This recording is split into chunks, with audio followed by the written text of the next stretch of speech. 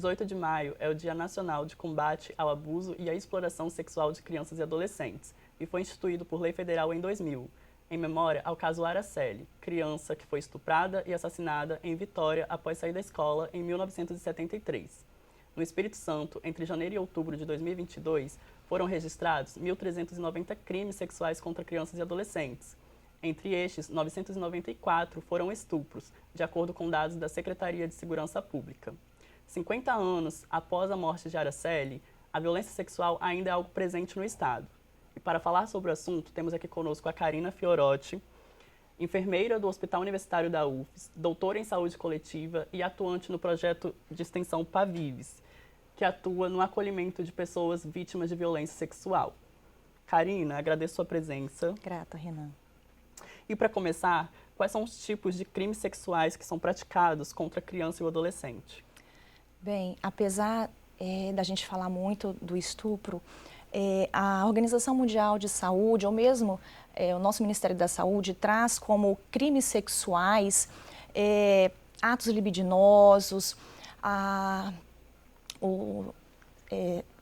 você trocar sexo por dinheiro, própria pedofilia, expor o menor a pornografia, exposição, né, do menor à pornografia, os joguetes sexuais, isso tudo a gente considera violência sexual.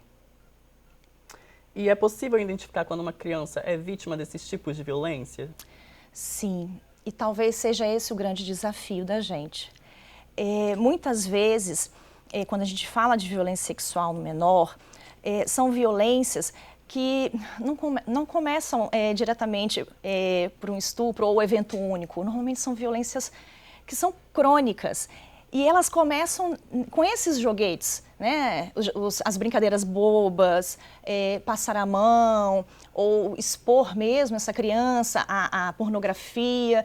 E você começa nesse ritmo até que pode culminar ao estupro. E pior ainda, Renan, a gente está falando de uma violência que os estudos próprios aqui da universidade falam que eles acontecem dentro dos nossos lares, na segurança do lar, e por pessoas próximas no ambiente familiar, né? Então essas crianças, muitas vezes elas não sabem que elas sofrem violência ou não apresentam essas marcas, digamos assim, que são tão visíveis. Então cabe a nós, profissionais de saúde, educadores, profissionais, né, das escolas, da assistência social, da sociedade, famílias, né, comunidade como um todo, da gente estar atento às mudanças de comportamento dessas crianças, né? Se ela fica mais agressiva, ou se ela não deseja mais ir em determinado local, ou tem um comportamento irritado na presença de alguém, a gente tem que ter essa atenção. E ela não vai falar. A gente que vai ter que ter essa percepção e abordar de certa forma, com toda tranquilidade, com todo carinho, nas palavras, nesse universo, nessa realidade fantasia que ela vive, mas é a gente que vai conduzir para poder entender o que está acontecendo nesse universo, nesse cenário. Quais as possíveis consequências que uma criança que é vítima, né, da violência sexual ela pode enfrentar? Pois é, a violência, infelizmente, é um problema que ele é amplo, ele é magno, e ele tem raízes e braços nas diversas áreas. Logo, eu vou ter impactos na vida, seja social, dos relacionamentos, seja na questão da educação, do conhecimento, ou mesmo na saúde, né? E nós temos vários estudos que relacionam a violência sexual na infância a comportamentos de risco, não só a doenças, né, de maneira geral, mas ao abuso de substâncias na idade mais adulta, a sofrer mais violência ou ser perpetrador de violência na idade adulta. Então, a violência sexual, quando ocorre na infância, infelizmente, ela tem impactos e ela traz consequências, sim, para a vida dessa criança. Não só no campo da saúde, mas nos outros campos também da vida dessa pessoa. Como deve ser o processo de tratamento e superação desse trauma que uma criança ou um adolescente, né, pode enfrentar por ser vítima de uma violência sexual? Nossa, a primeira coisa, o primeiro grande desafio é identificar, é o rastreio. Porque como a gente já falou, a criança ela não sabe muitas vezes que ela é vítima. Ou mesmo a violência, às vezes, ela está tão naturalizada naquele ambiente que eu nem percebo. Mesmo eu adulto, eu acho normal, acho que não, é uma pessoa boa, né? Então, a primeira coisa é a gente captar, é a gente rastrear, a gente perceber, a gente inserir. E aí o desafio que eu proponho a todos nós, né? Seja na educação, pensando que a criança ela passa muito tempo numa escola, né? Dentro de casa, nós profissionais de saúde, eu faço uma chamada muito grande para nós profissionais de saúde, né? Uma criança vai tomar vacina num posto, né? Vai para uma consulta, e aí, né? Que tipo de abordagens eu não faço, né? Então, primeira coisa é fazer essa percepção, e outra é nós, enquanto instituições, não só de saúde, mas acolher essa criança e essa família e poder dar a condução. E aí é um trabalho que tem que ser em rede, tem que ser conjunto. Todo mundo tem que estar envolvido, porque só a saúde não vai dar conta, só as secretarias de ação social não vão dar conta, e mesmo a segurança pública também não vai dar conta. Então a gente precisa fazer um esforço conjunto. Olha só que desafio que a gente se meteu. Então, o primeiro passo é esse, é acolher a família e essa criança para poder dali entender as suas demandas e poder daí a gente dar os encaminhamentos, né, para poder minimizar um pouco esses impactos.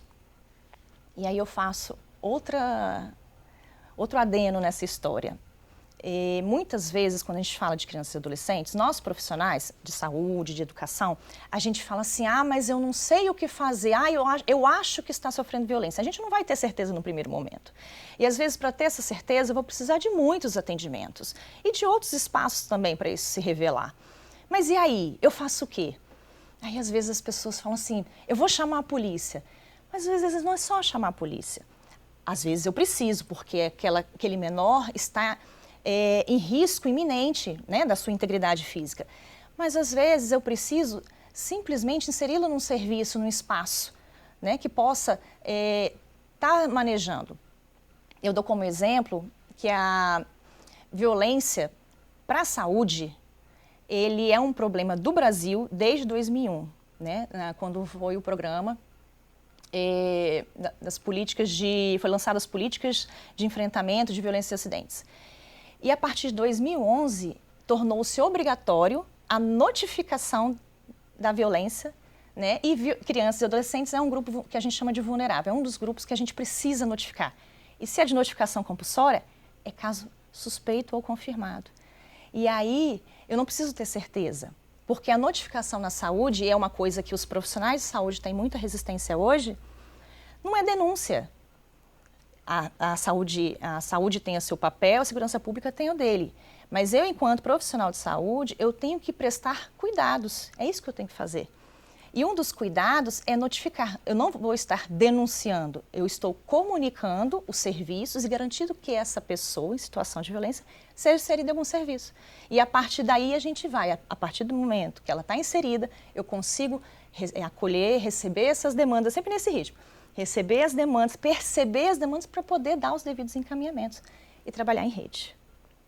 É basicamente isso. Isso aí. E o que vem sendo feito e o que ainda pode ser feito, né, para amenizar esses números alarmantes de casos de crimes sexuais no Espírito Santo? Nossa, nem sei qual é o desafio maior. Eu tenho percebido que existe todo um movimento, principalmente da saúde, para capilarizar os serviços, ou seja, os próprios municípios estão abrindo serviços especializados. Existem grupos hoje que pesquisam violência, que falam mais de violências nos espaços, mas muita coisa há de se fazer. Infelizmente, os impactos, os estragos que a violência causa na vida do indivíduo é muito mais veloz, é muito maior do que esse esforço que se está se empregando para o enfrentamento, né? E eu acho que esse é o primeiro ponto, é capilarizar realmente. Você tornar acessível, você dar acesso, porque às vezes você recebe um caso, seja você de que área for, da educação, da saúde, da assistência social, da segurança, e eu faço o quê? Eu mando para onde? A gente precisa desses espaços. Então, cada profissional de cada área tem que estar ciente. Como você disse, violência é um problema de alta prevalência. No nosso estado, a gente sofre muito com isso.